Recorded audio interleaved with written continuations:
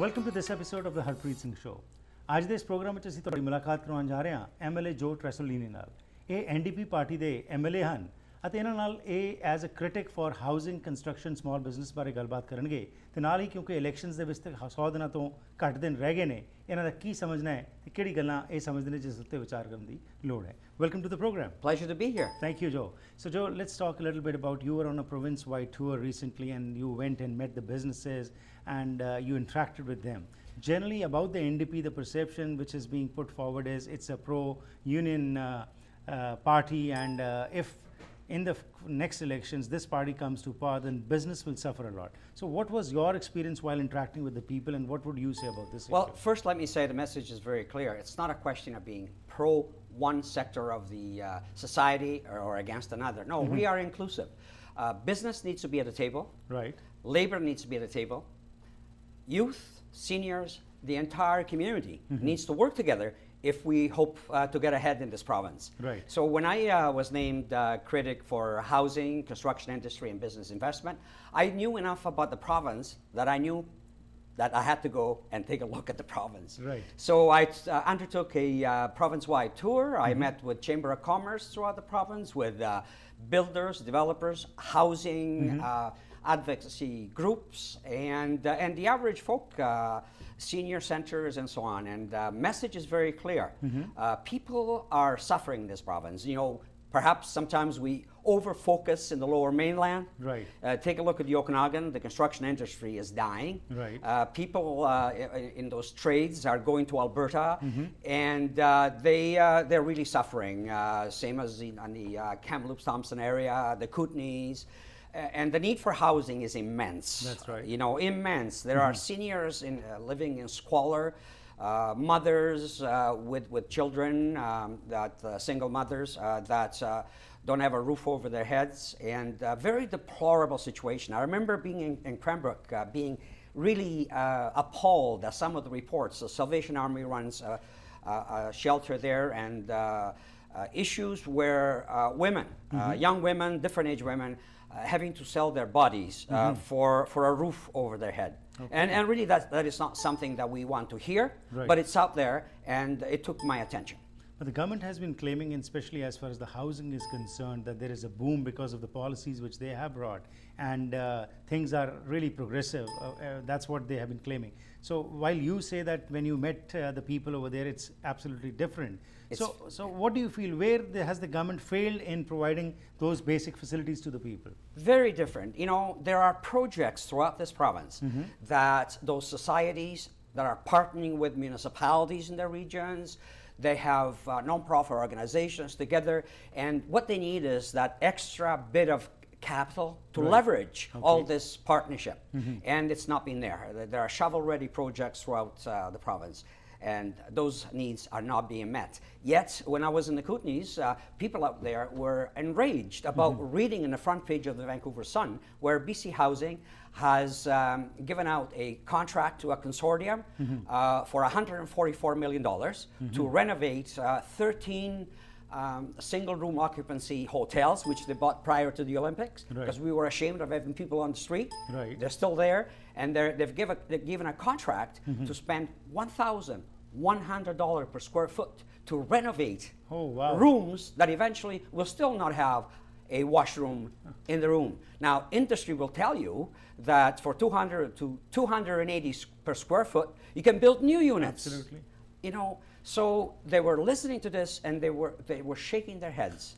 They said, "Can you imagine what $1 million here, $3 million there would do to leverage these projects here in the interior?" Okay. So basically what you are saying is that the social element is missing in the programs which are being brought forward by this government. I really believe that, and the people out there are the witness to that issue.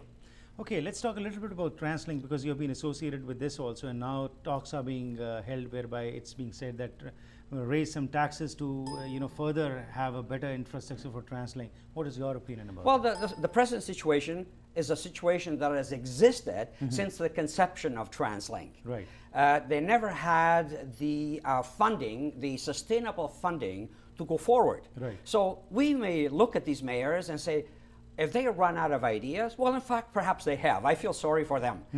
So now the latest bunch of options on the table range from the same thing as vehicle levies to road-wide tolling to now a new one about an increase of up to 0.5% of sales tax. Right. Well, you know, the average observer, not knowing what the issues are, saying, are they really, you know, what is it they're doing? Right. Well, you know, they're scraping the bottom of the barrel. Really, they're frustrated. So here we are, the official opposition, Adrian Dix, we have put out an option. What we would do, in fact, if we form government, and that is to take the 2% of carbon tax that is presently being given back to big business. Right. We would take that and invest that in public transit, in Metro Vancouver with TransLink, and in the rest of the province in other projects that go towards transportation or reducing greenhouse gas emissions. Can you imagine not a penny of carbon tax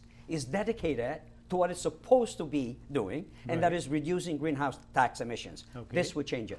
Okay. And also now we are going back to the PST now. And that also is having an impact on the businesses at large. And what we are finding even in the lower mainland also, the activities as far as real estate are concerned or business as such is suffering right now. And people are waiting also that let the HST finish and let it go back to PST. So in this transformation which is happening, what do you feel and what does your party think about this? That because the HST money which is owed to the central government also has to be paid back. And right now we don't find any avenues from where we can get some money. And the government is also selling some government properties for their budget balancing also. So with all this in view, what is the future and how do you think if your party is elected, you will deal with these issues? First of all, this is an expensive lesson for the governing Liberal Party. From day one, this is a crisis of their own making. Right. So let's leave that alone for now. So now we are in a situation where business has to cope with going back to PST. And we have been waiting for the bill to be introduced, but unfortunately we didn't have a sitting in the fall, no fall session. Right. So all of a sudden, the 11th hour, April the 1st, the change is going to be happening, and business, we get a lot of calls from business. And they are a little bit scared, and I understand. And hopefully, I mean, we don't want business to suffer. We do not want small business to have an additional burden. So hopefully, there will be some sort of transition. And I think that we have to be patient with the changeover.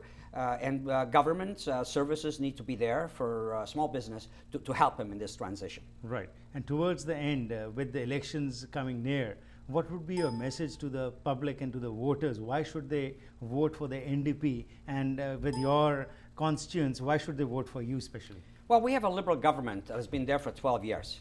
They've run out of ideas. They've lost track of their plan. They have no planning at all. The mismanagement, if you look at BC Hydro with the deferred accounts, mortgaging the future of our young people. We're talking about the advertising, 45 million if you add the last couple of years of partisan advertising, talking about jobs. I like the line where the Premier said, well, we're doing the job advertising to convince people that things are okay. Well, you know, as a businessman myself, I do not need somebody to tell me what the economy is all about. I know it's not great, so spend that money wiser. So here we go. We need change. We need positive change, and we can't have wholesale changes. We need practical change, one step at a time. And you know, I think that the official opposition is being seen as providing that leadership. Right. Our caucus is it's a great caucus, Right. very deep in talent. The voters of this province realize that. Okay, and towards the end, as I said, regarding your constituency also, you won a by-election. Yes. That was a different time, and now you're facing the first election. So why should the people vote for you? What have you done during the past few months and Yes. as you were an MLA? So I got elected. I was entrusted with this very important job. Immediately, I realized that I wanted to be the most informed person in my critic. So I traveled the province. Right. At the same time, I made myself available to people in my constituency, meetings with everybody in the community, business people, young people. In fact, I set up a youth advisory committee. Okay. When I was mayor, I always had young people advising me. We had 2 meetings of the youth advisory committee Right. in the riding now. Last night, I had the very first old-fashioned town hall meeting where people from all stripes would come in and ask me questions. I bet you haven't heard an MLA doing that. So I want to be open, Right. accessible, and informed. That is the best way that I can contribute. So what you are saying is you have been proactive all this time and not Definitely. waking up at the last minute and going to the public and asking for votes. Exactly. You got to be Wonderful. there all along. Great. It was a pleasure having you. Thank you and best Thank you. wishes.